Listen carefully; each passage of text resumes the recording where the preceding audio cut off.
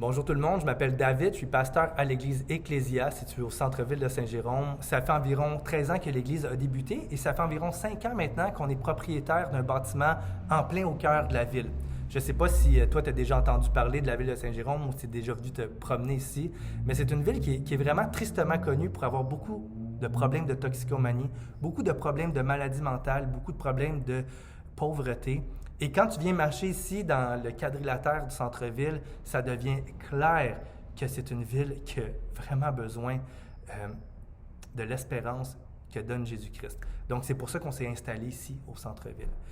Quand est venu le moment de réfléchir à dire est-ce qu'on veut devenir propriétaire d'un bâtiment, ça a soulevé plein de questions parce qu'on veut être efficace dans la mission que le Seigneur nous donne. Est-ce qu'on a vraiment besoin d'un bâtiment pour ça?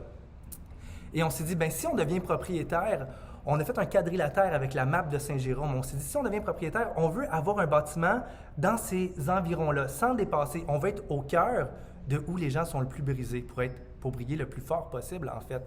Et par la grâce de Dieu, il y a un bâtiment qui était préparé pour nous en plein au centre-ville, sur la rue principale. L'ancien théâtre Rex, ou si tu es de ma génération, peut-être tu as déjà entendu parler du Rex Night Club, et l'Église a acheté ce bâtiment-là.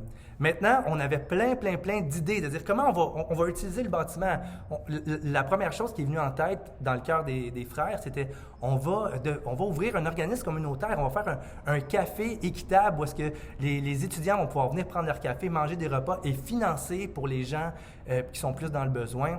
Au deuxième étage, on dit on pourrait faire une halte garderie. Au troisième étage, on va faire une salle communautaire. On avait plein de beaux projets, mais vous savez quoi? Ça n'a pas pris tant de temps que ça pour se rendre compte que nous n'avions pas les ressources humaines pour pouvoir leader un projet aussi gros que ça. Nous n'avions pas les ressources financières non plus. C'était énorme comme projet, même si c'était super beau. Ça nous a amené à reconsidérer la vocation du bâtiment. Ça nous a amené à reconsidérer de quelle manière maintenant le bâtiment allait servir à la communauté.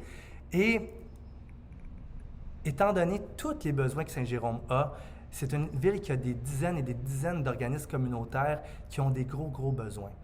Et on a réorienté un petit peu la vocation du bâtiment pour dire, est-ce que nous pouvons, avec notre bâtiment, devenir un soutien aux organismes communautaires dans leur mission à eux?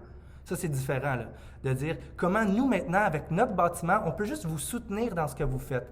Et à partir du moment qu'on a commencé à en parler, faire du bouche à oreille, beaucoup d'organismes, vous savez, étaient dans le besoin.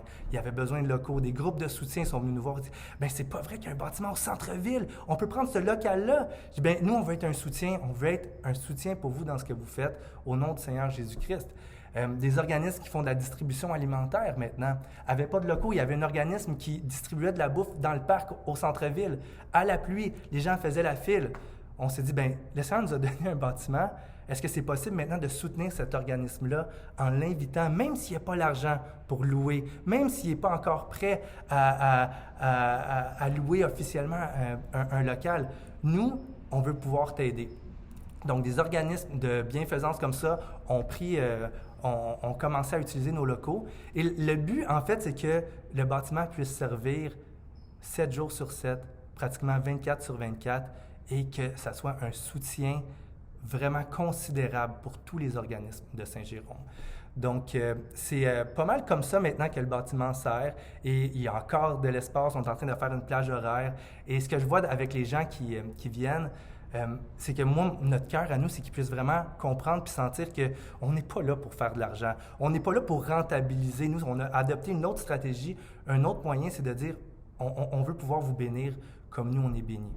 Donc, il n'y a rien qui se fait sans que les gens sachent qu'on est des chrétiens puis qu'on porte l'Évangile puis la bonne nouvelle dans nos cœurs. Et le bâtiment devient vraiment un outil que Dieu est en train d'utiliser de manière puissante pour son témoignage ici dans la ville. Donc, en gros, c'est comme ça qu'on se sert de notre bâtiment et c'est comme ça que le Seigneur est en train d'utiliser la bâtisse pour sa gloire. Fait que vous allez avoir sûrement des petites photos que je vais inclure, là, donc ça s'en vient. Salut!